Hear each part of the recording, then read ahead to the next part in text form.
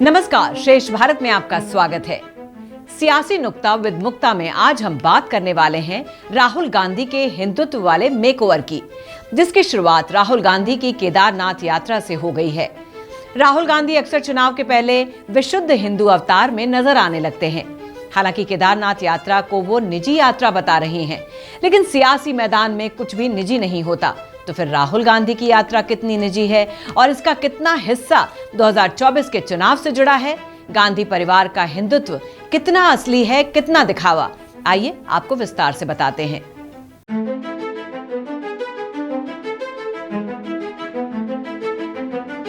नवंबर की शुरुआत में 3 दिन की यात्रा पर राहुल गांधी केदारनाथ पहुंच गए हैं। जमकर पूजा पाठ किया।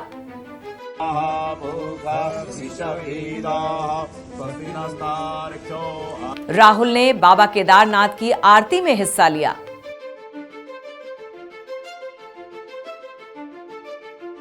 ये अगर राहुल गांधी की निजी यात्रा है तो इससे जुड़ा मजेदार पहलू भी देखिए। कांग्रेस पार्टी ने अपने आधिकारिक सोशल मीडिया अकाउंट पर राहुल की केदारनाथ यात्रा का वीडियो और तस्वीरें साझा की हैं, जिसमें केरल के वायनाड से सांसद राहुल गांधी केदारनाथ मंदिर में भक्तों को चाय पिलाते और मंदिर परिसर में भक्तों को प्रसाद बांटते नजर आ रहे हैं। राहुल गांधी की केदारनाथ यात्रा की तस्वीरें कई मायनों में अहम है। वैसे तो राहुल गांधी 2015 में भी केदारनाथ गए थे, लेकिन इस समय जब 5 राज्यों में चुनाव प्रचार चरम पर है, ऐसे में राहुल को आखिर बाबा केदारनाथ की याद अचानक कैसे आ गई और वो निकल पड़े 3 दिन की निजी यात्रा पर। अब कहां तो कांग्रेस उनकी स्वाभिमान यात्रा की तैयारी कर रही थी और कहां राहुल गांधी अचानक केदारनाथ धाम पहुंच गए। केदारनाथ यात्रा की राहुल गांधी की तस्वीरें तो आपने देख ली। अब राहुल गांधी के टेंपल रन पर एक और बड़ा अपडेट जान लीजिए। सूत्र बता रहे हैं कि 22 जनवरी को उद्घाटन से पहले राहुल गांधी अयोध्या में रामलला के दरबार में जाने वाले हैं। राहुल गांधी अयोध्या में बन रहे भव्य राम मंदिर का दीदार करना चाहते हैं। रामलला के पुजारी सत्येंद्र दास कह चुके हैं कि उन्हें इस तरह के संदेश मिल रहे हैं।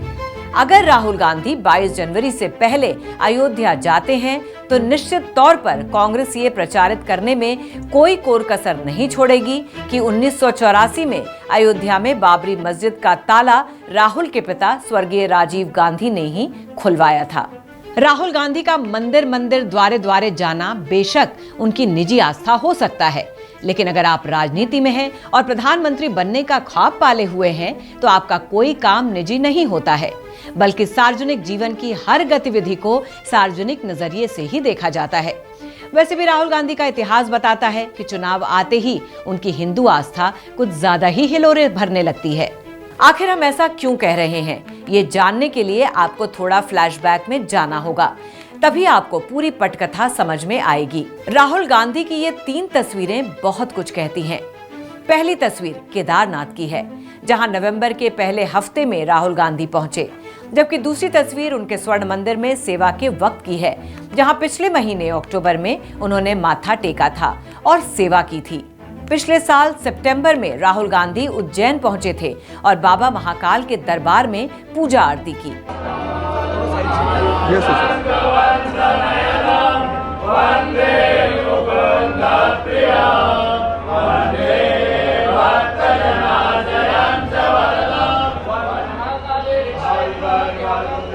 तो ये तस्वीरें बता रही हैं कि कांग्रेस सनातन के मायने समझ गई है, लिहाजा अब उसका फोकस हिंदू वोट बैंक पर है।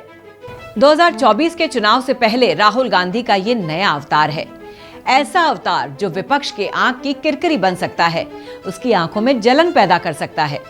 2024 की चुनावी लड़ाई शुरू होने से पहले जिस तरह राहुल गांधी अब सॉफ्ट हिंदुत्व की ओर रुख कर रहे हैं, उससे कांग्रेस को अपनी जड़ मजबूत होती दिखाई पड़ रही है।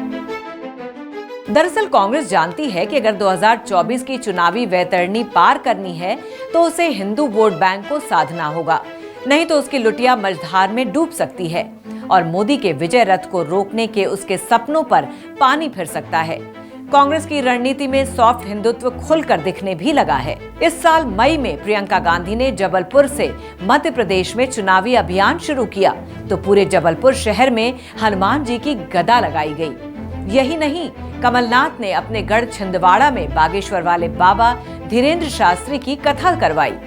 कमलनाथ ने अक्टूबर 2023 में भोपाल में होने वाली विपक्षी गठबंधन इंडिया की रैली इसलिए कैंसिल करवा दी कि कहीं कोई नेता सनातन पर ऊल जलूल बयानबाजी न कर दे। तो इसमें दो राय नहीं है कि हिंदू वोट बैंक को साधने के मद्देनजर कांग्रेस ने अपनी रणनीति में बदलाव किया है। 5 राज्यों में हो रहे विधानसभा चुनाव में इसे देखा भी जा रहा है, जहां चाहे राहुल गांधी हो या प्रियंका गांधी हिंदू मंदिरों और उनसे जुड़ी संस्थाओं पर खासा फोकस कर रहे हैं। इन राज्यों के आला नेताओं का भी यही हाल है, वो भी अब खुलकर हिंदू वोट की बात कह रहे हैं। छत्तीसगढ़ के सीएम भूपेश बघेल राम वन गमन पथ और कौशल्या मंदिर को चुनाव में जमकर इस्तेमाल कर रहे हैं। इस साल का कर्नाटक विधानसभा चुनाव आपको याद होगा। पूरे चुनाव प्रचार में मोदी और अमित शाह ने बजरंगबली को मुद्दा बना दिया। प्रधानमंत्री खुद चुनावी सभाओं में कहते थे कि ईवीएम का बटन दबाते वक्त जय बजरंगबली कहना। इसके जवाब में कांग्रेस अध्यक्ष मल्लिकार्जुन खड़गे ने एक नारा दिया, जय बजरंगबली तोड़ दो भ्रष्टाचार की नली, और गजब हो गया।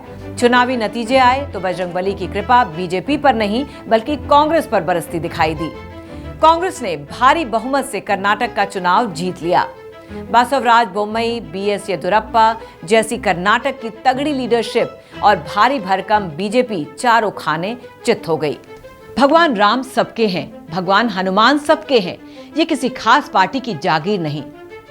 अब चुनाव में धार्मिक तुष्टीकरण खुले तौर पर चल रहा है। साफ तौर पर चुनाव 80-20 में बंट गए हैं, तो कांग्रेस इस बात को समझने में भला पीछे क्यों रहेगी।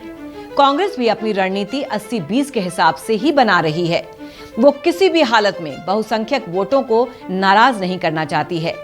राहुल गांधी, प्रियंका गांधी या मल्लिकार्जुन खड़गे, ये सब यही दिखाना चाहते हैं कि सबसे बड़े हिंदू हम ही हैं। राहुल गांधी की केदारनाथ यात्रा को इसी संदर्भ में देखा जा रहा है। जहां तक निजी आस्था का सवाल है, पंडित नेहरू और इंदिरा गांधी से लेकर राहुल प्रियंका तक सभी हिंदू धर्म के बेहद करीब रहे हैं।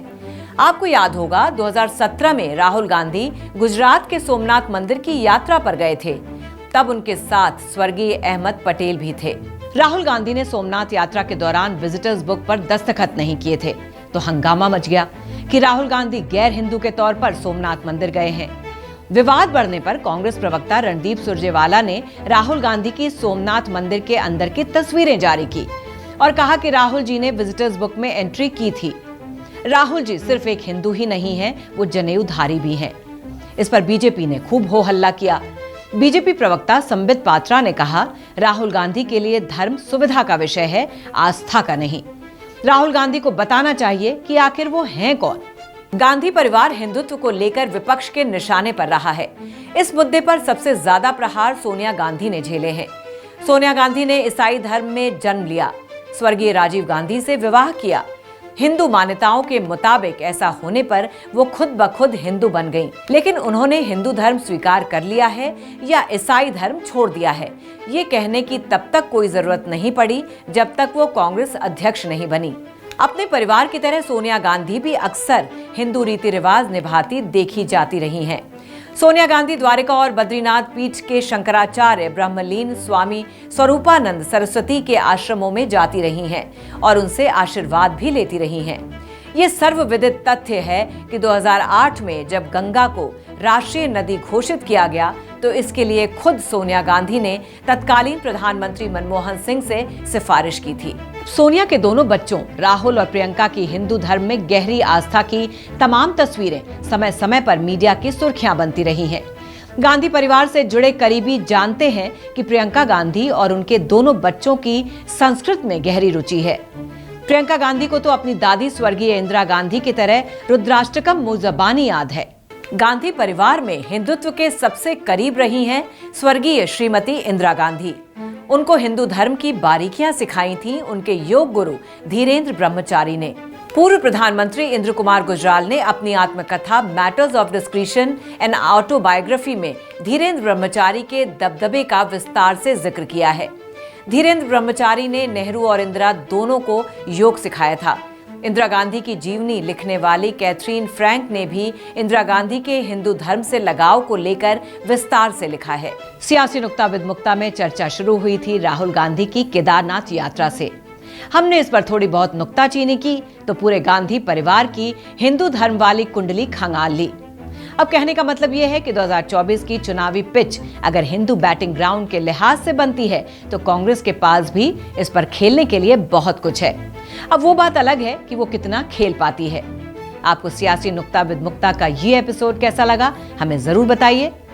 बाकी खबरों के लिए देखते रहिए श्रेष्ठ भारत।